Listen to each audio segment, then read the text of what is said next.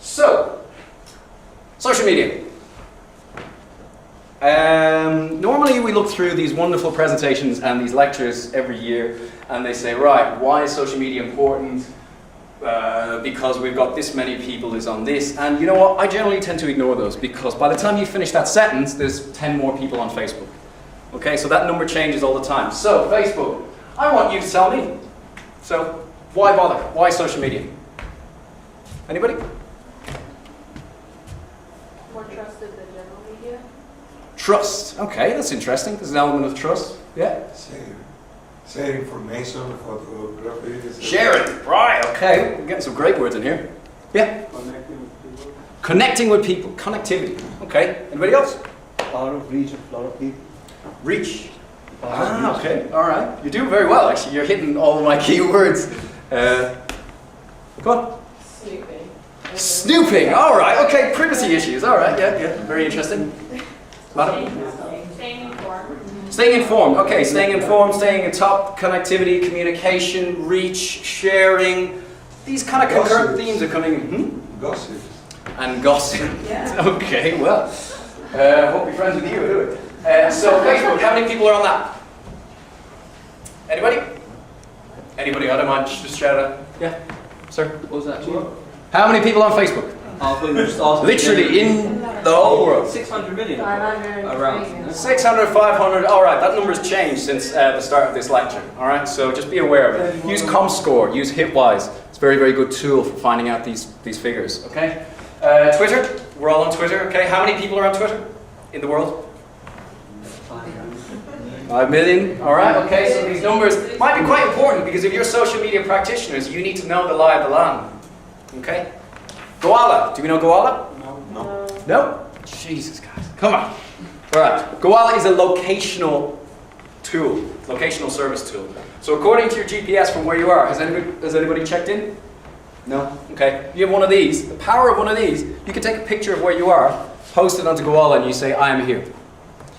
It's very similar to Foursquare, but Foursquare and Goala have been having this kind of tussle recently. Foursquare has the popularity, has the figures, but Goala has this really nice chic app, and it looks fantastic. It's quite integratable with a lot of other social media platform tools.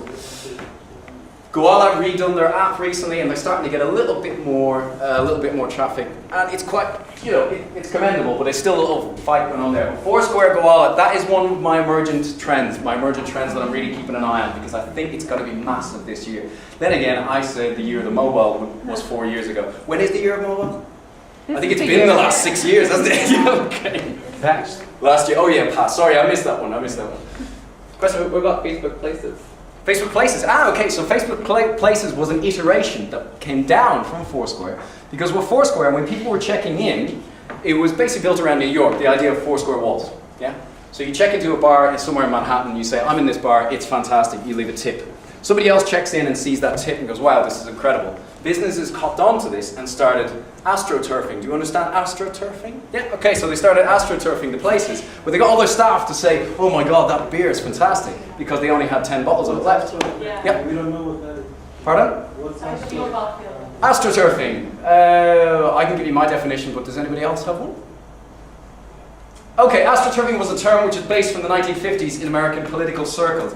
If somebody wanted to be elected, what they got was all of their buddies to go to these political campaigns and go, yeah, I really agree with him, he's brilliant, he's fantastic, but they were actively paid by the political head himself.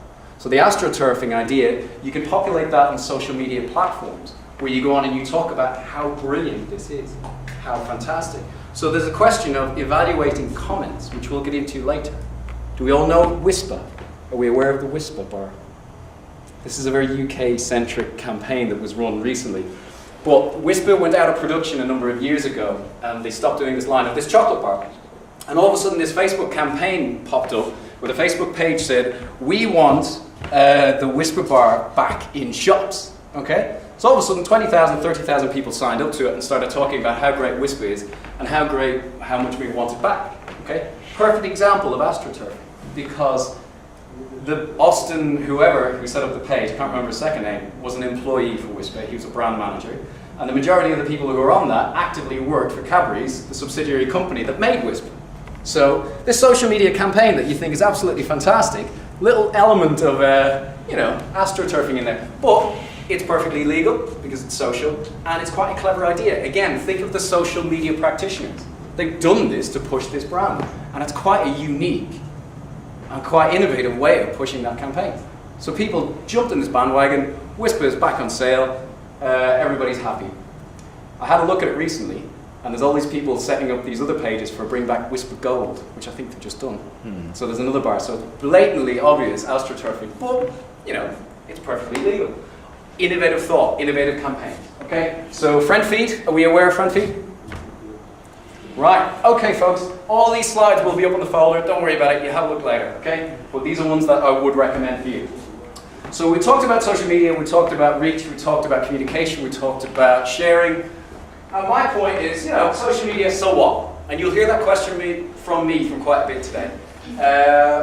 Well, so what? Okay, so definitely social media can't be ignored.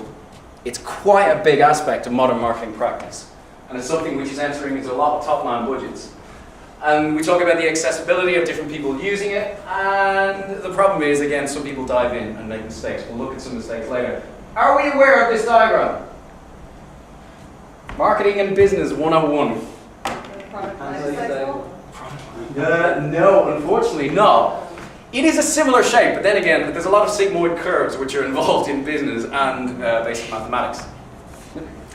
Evangelos? Right, what I'm referring to is Moore's chasm.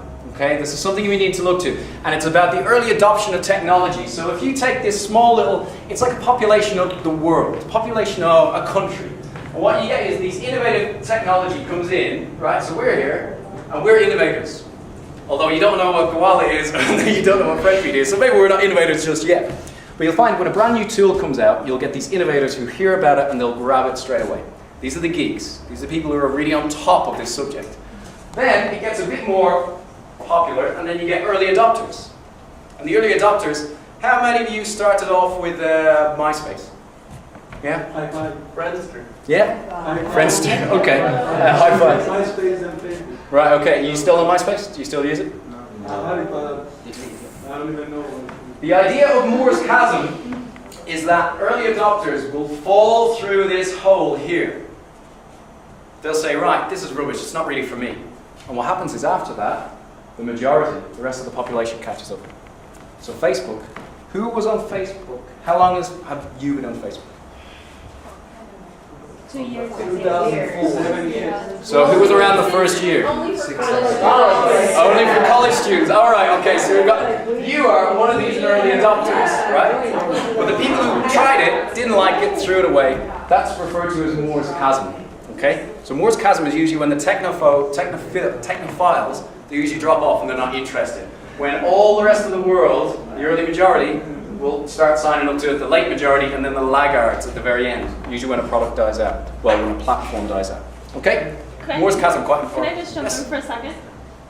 This theory, again, I just want to jump in and say, 'cause this is based on the diffusion of innovations, which the original person that actually, formulated this theory, it wasn't, of course, it wasn't any kind of high-tech kind of context. It was literally, he was a kid that grew up in Iowa, went to college, went back, and said, hey, these farmers are using particular, methods, and why are some farmers using it and some farmers are not?